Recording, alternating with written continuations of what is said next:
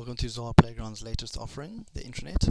We've taken you through the reception group before, but we'd like to spend some more time on the guest check-in because we believe this is very relevant with the Protection of Public Information Act, which is soon to be has a big impact on companies and how they protect the information of staff and guests and clients on site.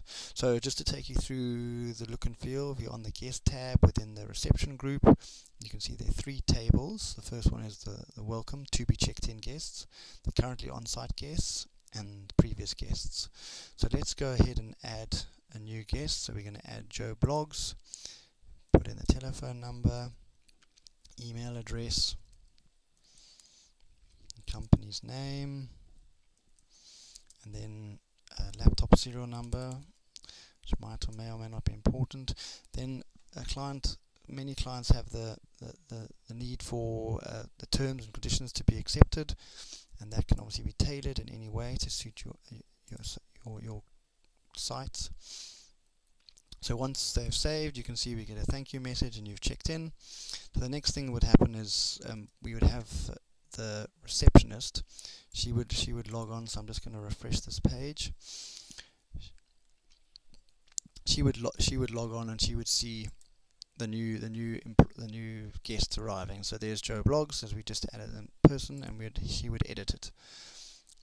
It would bring up the same information that has been added, but the receptionist has an extra group down here that she can then add the site that they've arrived at. She can add a photograph of the person. She can say what, categorize a person. Is it a client? Is it a contractor? So let's just say client visit. The person that's been visited, so we can put in the person and the company's name here. So they would get an email to say that the person's arrived on site, and then a visitor card would be allocated to the person. So let's say 21. Have they returned the card? No. So save. So now the contents are being saved, and we'll show you how it's moved from welcome to be checked in, and we can see right at the top here we have where we are now, that the person's been allocated their visitor card and they're in the building. So if we go across to our email, we'll see here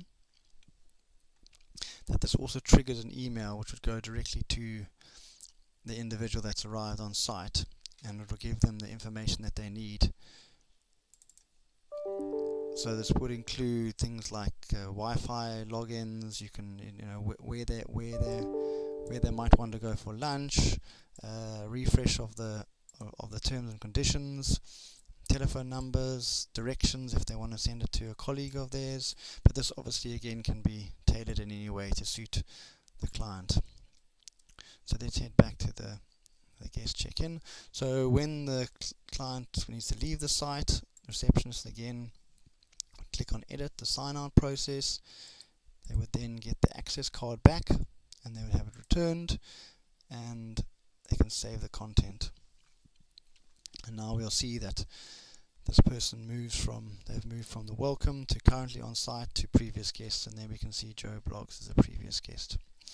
So in that way, in terms of compliance and health and safety, if there was a fire or a fire drill, you'd be able to know who was on site at the time.